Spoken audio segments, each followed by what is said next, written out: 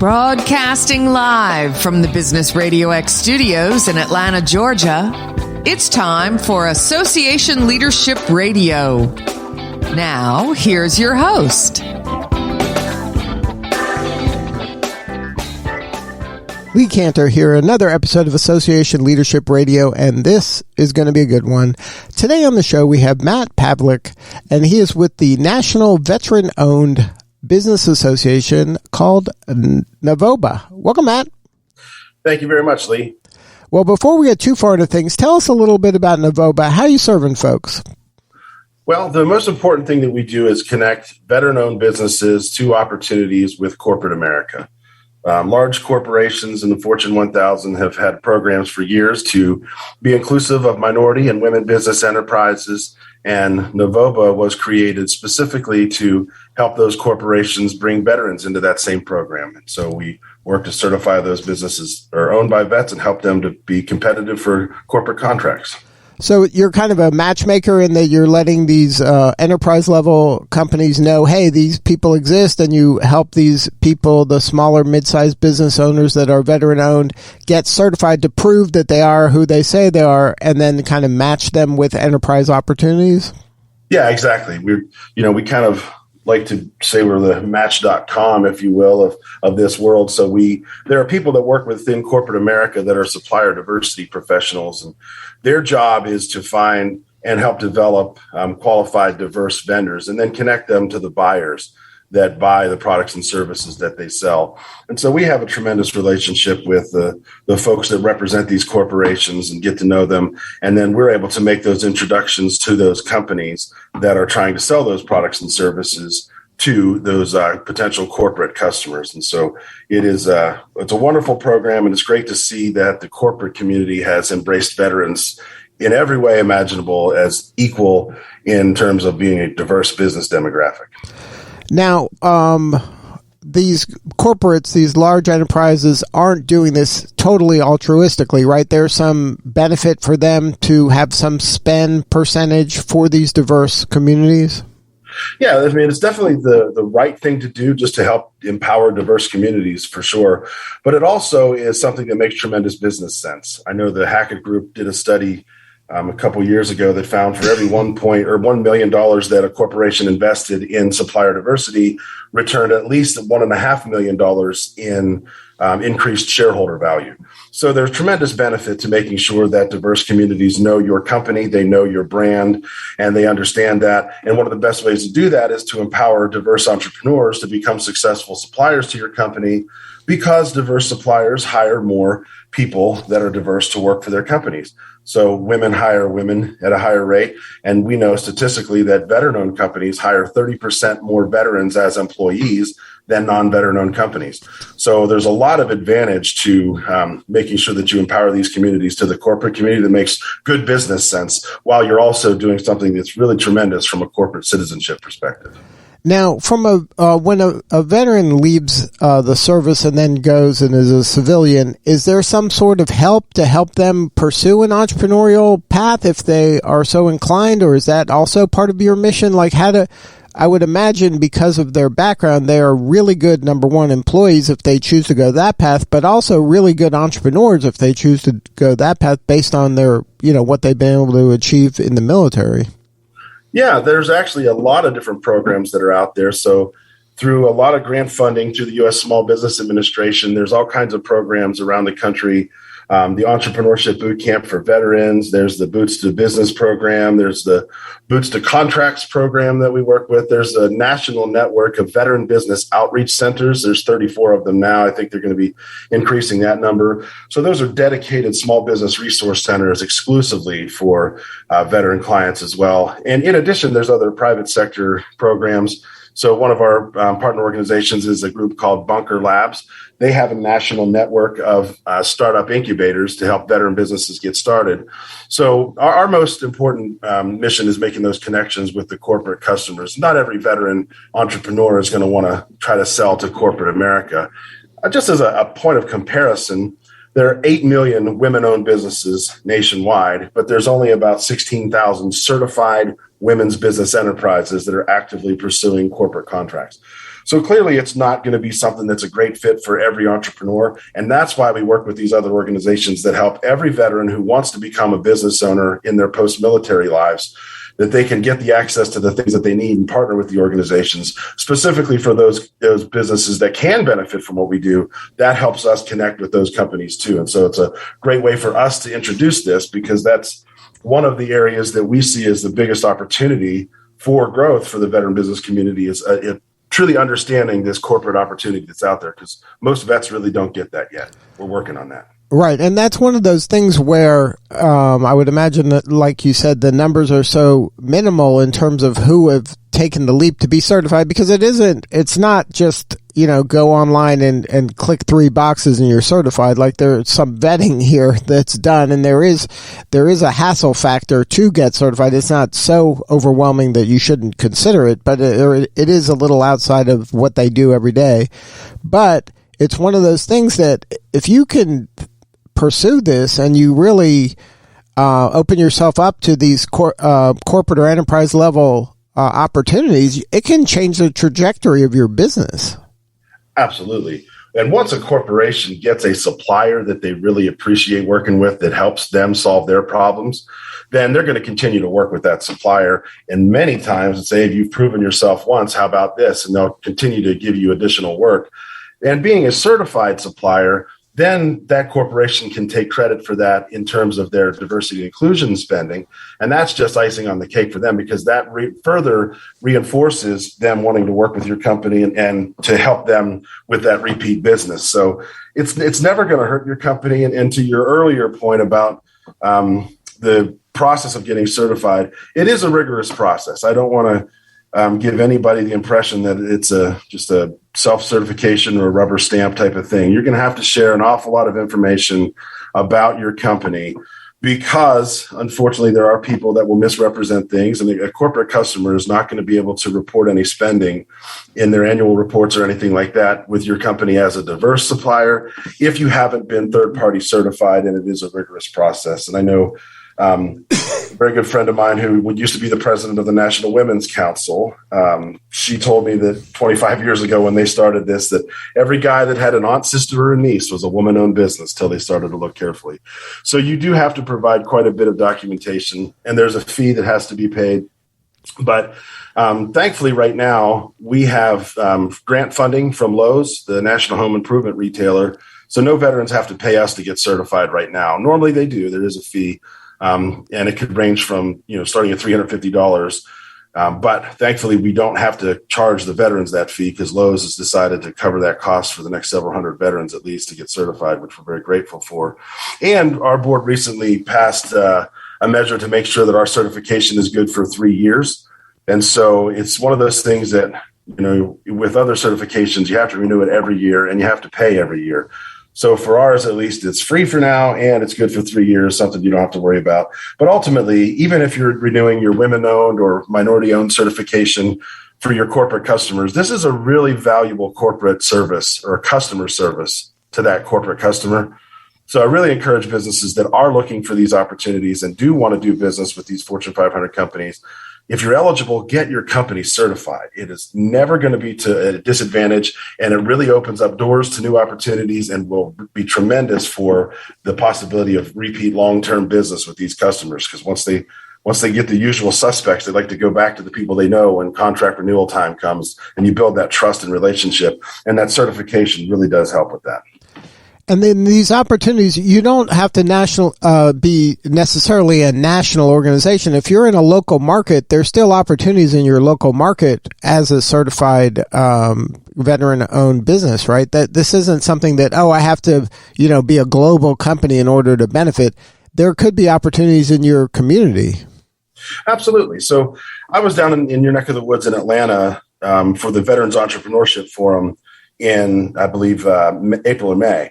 And I met with a company called Clean Sleep, and they have this service where they with ozone and ultraviolet light and steam, they can sterilize mattresses and get them clean, odor-free, COVID-free, and dry and ready to sleep on in 15 minutes. And so they're trying to sell the service to the VA hospitals. And we were at the DoubleTree Hotel, or the Americas Hotel down there in Atlanta, and they said, I said, who else could you sell this service to? And like, oh, the hotels. And so I could talk to the manager of the hotel.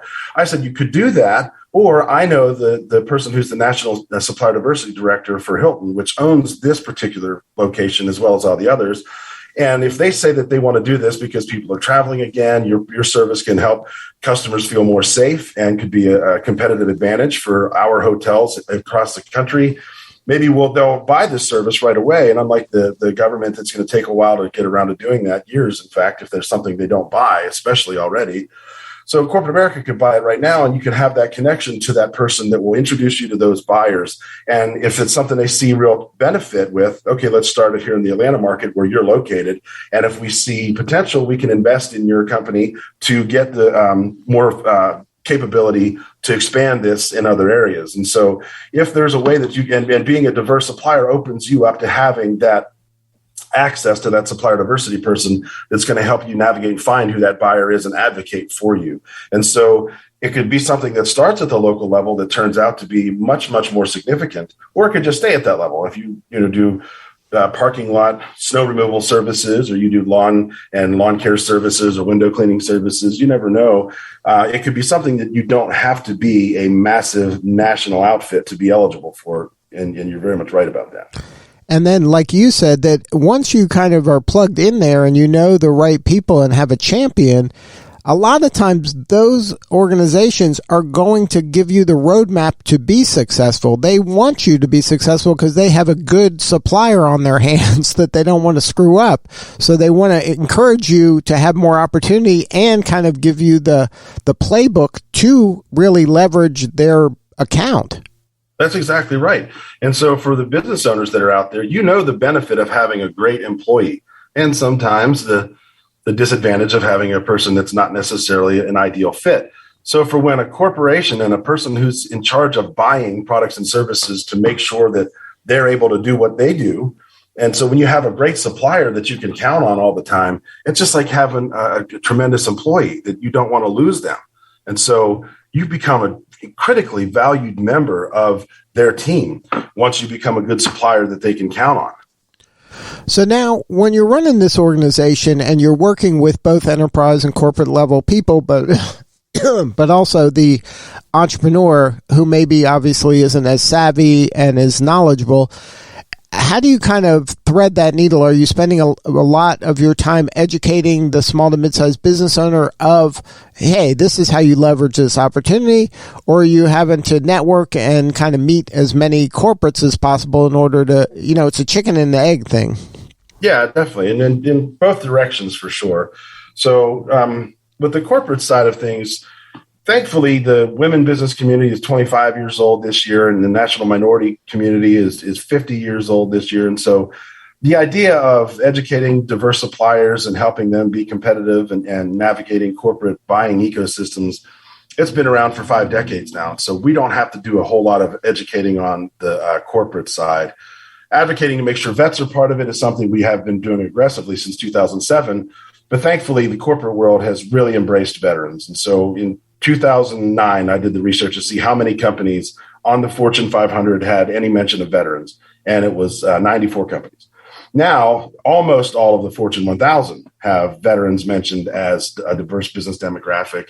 Veterans are part of the National Business Inclusion Consortium, which is NaVOBA represents veteran on that body, which is the entity that represents all of the diverse business demographics on a national scale. So we kind of have a unified voice.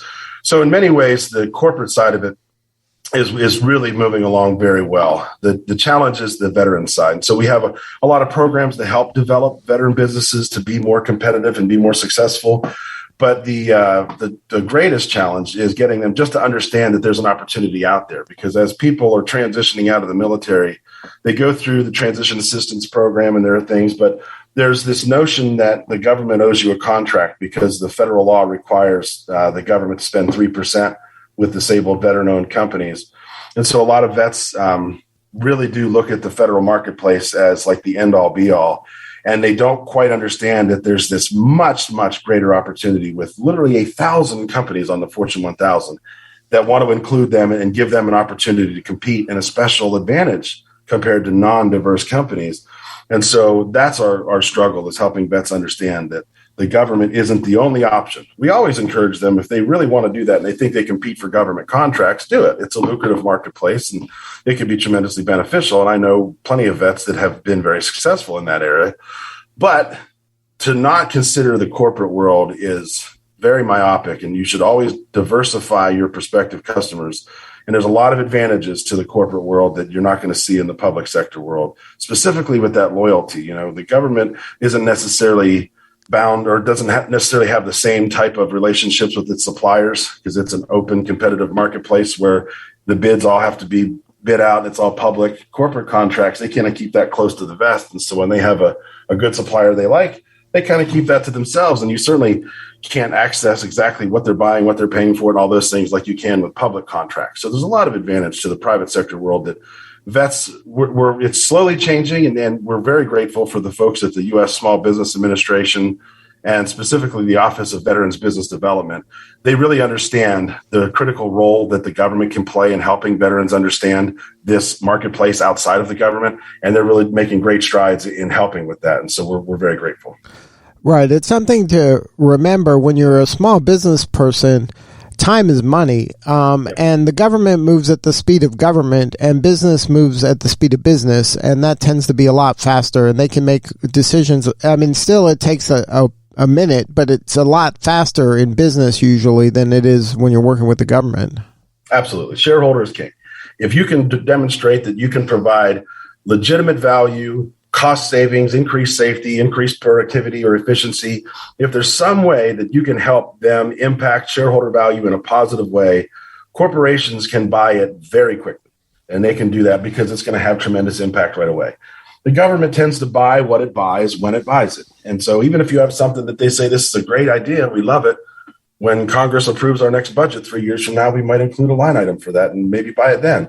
So very little discretionary funding for things that the government doesn't buy. So it can be very beneficial for those that understand it and have been successful in that marketplace, but especially for people just getting started, you're way, way more likely to be successful in private sector contracting than with the government side, for sure.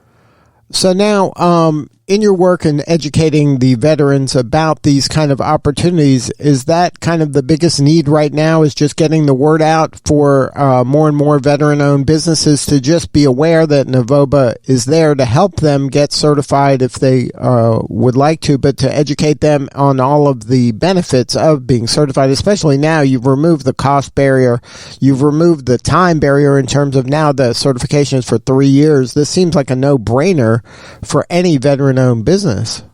Yeah, in many ways, I think that every veteran should at least explore it and consider it. But the point that I made earlier about the women-owned businesses and how most of them aren't going to sell to corporate America, I don't want vets to be under the impression that they have to get certified. Because if you're just trying to sell haircuts and pizzas on Main Street, getting certified to this standard is not necessary. Because it is rigorous and it's an investment. If you want to do it, we'll never turn a veteran away that wants to say, my company is certified by NaVOBA. And some people really take pride in that and they want to have that certification. But it's not critical and it's not necessary. And so even if it's free, we don't want to tell every vet you have to go get certified by us because, there's money that could be used for some other company that can actually benefit from it. And so we don't want people saying, well, I got this certification and really didn't do anything for me. Well, if it's not going to be a corporate customer that's able to use it to report their spending with you, it isn't necessary. And there's other entities that'll give you some validation. And for a lot of customers, if you're just, Shaky Jake's Barbershop in downtown Atlanta, then, saying that you're a Marine Corps vet and that's it, that's pretty much all you need. However, if you're trying to get some significant contracts with Home Depot or Coca-Cola or something there in Atlanta, and being a diverse supplier can be an advantage, that's really a tremendous opportunity for that. And so we really do want to make sure that the veterans that can benefit understand it, and all of them at least understand that there's an opportunity out there to consider whether it's or not it's right for their company. Now, before we wrap, do you have any advice for other association leaders that are kind of have an association like yours that is kind of a marketplace where you have a constituent that are the enterprise level folks and you have the small to mid-sized business folks who can both benefit, and then part of your mission is to kind of connect them together. Are there some do's and don'ts you can share for other association leaders?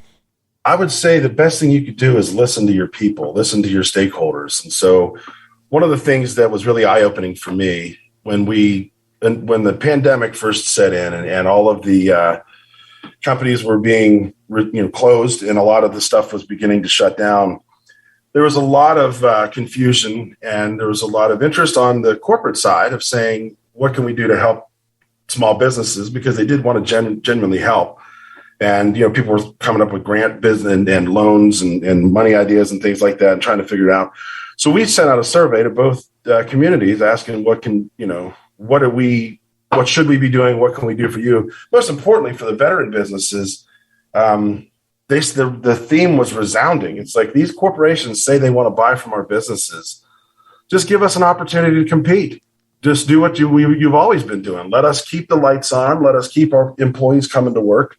And so give us an opportunity to compete for business. And so we created this Marching Forward Mondays program. So every Monday at 2 Eastern, we do a showcase where veteran businesses get to pitch their value proposition to our corporate allies. And it has led to direct business opportunities for a lot of folks. And so from the corporate side, that's one of the things that we ever work with Lowe's is they said, how can we do something that's going to be meaningful and impactful? And to Lowe's credit, they didn't just give the money to us. They gave money to the minority and women and other diverse business communities. I don't know exactly which communities all received funding, but I know that it went out to at least 5 or 6 different diverse business communities, including NaVOBA, because that's one of the things they wanted to do. Instead of giving, a loan or a grant to a handful of small businesses, they could give almost the entire diverse business community. Every one of them gets a little something. And so one little less thing to worry about is maintaining your diversity certification. We'll at least cover the cost for that for you. So, and there's already so much to deal with. But all of that came as a result of us communicating directly with our stakeholder communities and understanding what we could be doing better to serve them and how we could be the conduit to make those connections. And so the advice would be, communication is key and do it as often as you can and take it as seriously as you can. And what you hear back, deliver on what those expectations are. Right. And this is one of those things that just because you're certified, it's not like an ATM machine that now you're going to make money just because you went through that. You have to be good at what you do. You have to really be able to deliver the results in order to really leverage the most out of the certification. Yeah, it's always a value add. It's no corporation or government for that matter. No customer is going to buy something from you based solely on who you are. It's something that you have to demonstrate legitimate value. Corporations buy value, not status. But when you do provide value to them and they decide they're going to work with your company and you happen to be a certified diverse supplier, that's a tremendous value add. That really is something that they value as a nice customer service. They can then use that because they genuinely want to be inclusive of diverse businesses. And when you provide them that certificate as a customer service to them, then that's helping them achieve another mission that they had. But the first and foremost is keeping the machine running, if you will, and keeping the supply chain as efficient as possible. So you've got to provide value first. And then the certification thing is just a nice value add after the fact. And it really needs to be viewed as a customer service to really important customers of yours. Well, if somebody out there is a veteran-owned business and wants to learn more about NaVOBA, or they are a large organization that wants to learn more about NaVOBA, what is the website and the best way to connect with you or somebody on your team? Oh, that's great. So NaVOBA.org, and everything is pretty straightforward. If you're a corporate ally, you can just click on connect with us from a corporate perspective. And if you're a veteran and you're interested in getting certified, you can click on the VBE certification information. Everything that's going to be required of you, the documents that you'll have to submit, and everything that's necessary for you to understand that is all laid out in the FAQs. And we have a very rigorous pre-qualification process because we don't want anybody to get started and get into the process that doesn't know what they're jumping into, and making sure that it's truly right for them. And so all of that is very easy navigable on our homepage there at NaVOBA.org. Well, Matt, thank you so much for sharing your story today. You're doing important work, and we appreciate you. It's, one more time, it's NaVOBA.org, NaVOBA.org. Matt Pavelek, thank you so much again for sharing your story. Thank you, Lee. All right, this is Lee Cantor. We will see you all next time on Association Leadership Radio.